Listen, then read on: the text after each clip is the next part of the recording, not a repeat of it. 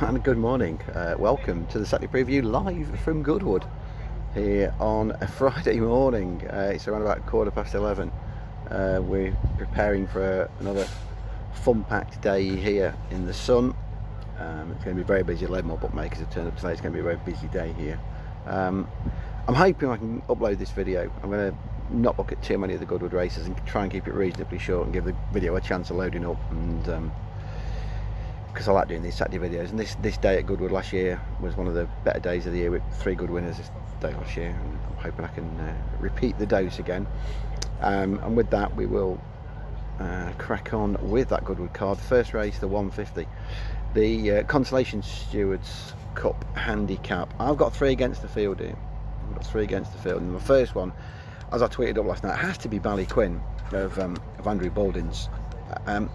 After going through this with a bit of a fine-tooth comb yesterday, I find it very difficult to find too many horses that's going to want to lead these. Maybe 2, 3 at most, probably, in terms of pacemakers. And there's a lot of hold-up horses here, and there's going to be definitely going to be some hard luck stories. But I thought Ballyquin, who's only got one way of going, and that's from the front, who's run really well after a short break, saw him on the all-weather at the turn of the year, and he's come back and he's run really well twice on turf, on good to soft and good going. The only slight concern might be that the ground here will be rattling quick tomorrow. That's my only slight concern, really. I think that and stall 19, but I think you can be able to stick him anyway. I don't think it'll matter where you put Ballyquin, because he's not going to be up against anything early on anyway. Look at his form this season, as I say. 2 second places both at Ascot and at Newmarket. The Newmarket form looked very solid indeed, I thought. Led them till just inside the furlong, kept on really well. I think this easy track's going to suit him. He'd have to be top of my list. I think he's going to be one of the favourites. He's been putting it around about sort of 10 chance, along with 3 or 4 of the others. I think it wouldn't surprise me in the slightest if he went off favourite, to be honest. He's certainly top of my list. Just above him in the handicap, the 14 horse Tinto, who remarkably got placed here yesterday over 5 furlongs. I'm at the 2 pole here at Goodwood, and when they went past me, Tinto was stone last, going nowhere. They just switched him back to the rail at this near side rail. I'm sure there's a strip of ground up this near side rail that's a bit quicker. They just moved him back there, and he was starting to make ground. Then he got blocked again. They had to switch him right out, and he's finished like a rocket to get 4th. He really has. That was over 5. I think the step back up to 6 is definitely worth another try. He's got bits and pieces of form earlier in the season over 6, including he got beaten 3 lengths by my old friend Dazzling down at Newmarket, and I do like that as a piece of handicap form, as you know. I think it's very solid. He's still got the penalty to carry, which means he's effectively off a mark of 87, but I wouldn't rule him out if he turned up with the extra furlong in his favour. And the other one I sort of looked at, he's ever so risky, to be perfectly honest. And you're talking about a horse that ain't won on turf for quite some while. But I did think Poil Vinny, another one that we've seen already in the week.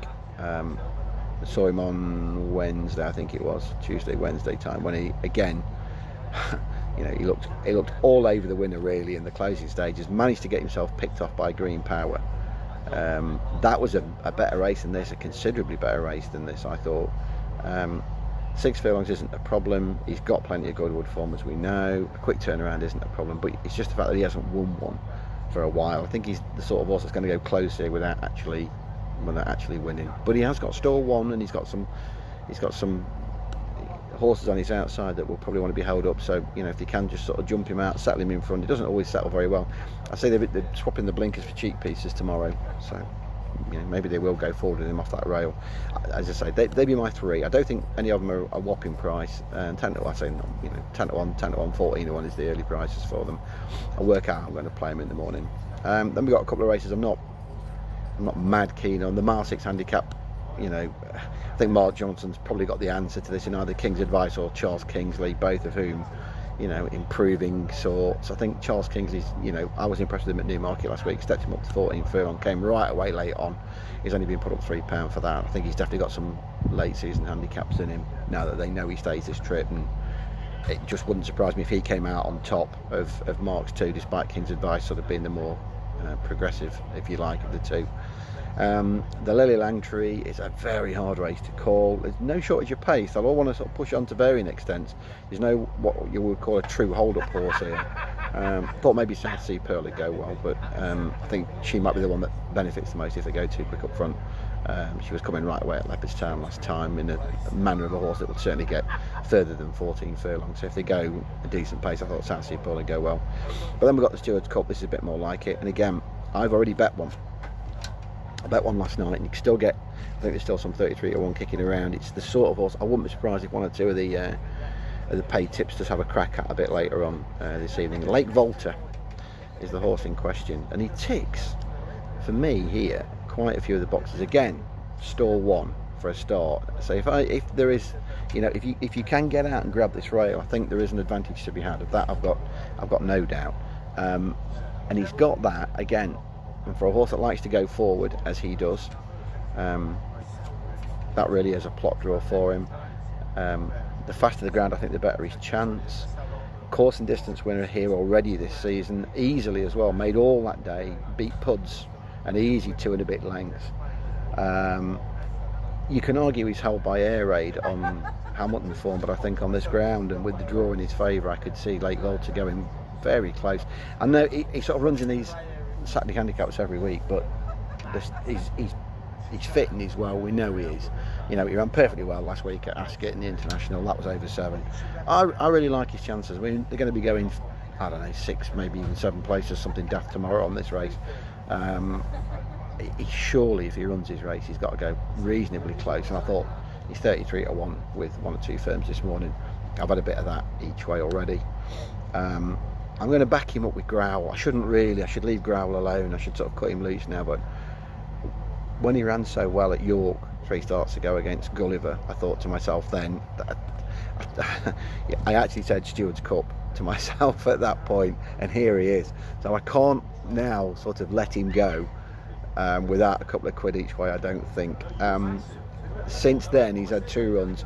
Forget the Ascot run over 5 ain't his trip, 6 is, so you can forgive that easy. And then at York last week, he just was a little bit slow away, found himself at the back of the pack. Every time he tried to go for a gap, it weren't there, and he just got gaps just closed on him everywhere he went. So again, I'm happy to sort of forgive that. He's got a decent draw here, I think, in stall 4. He's got some pace both inside him with Lake Volta and outside him to track, to drag him into the race if the gaps come again. Another one that's just going to be finishing late. If he runs his race, he should be thereabouts, I thought. The rest of the card, you've got a maiden, which I'm happy to sort of forget about.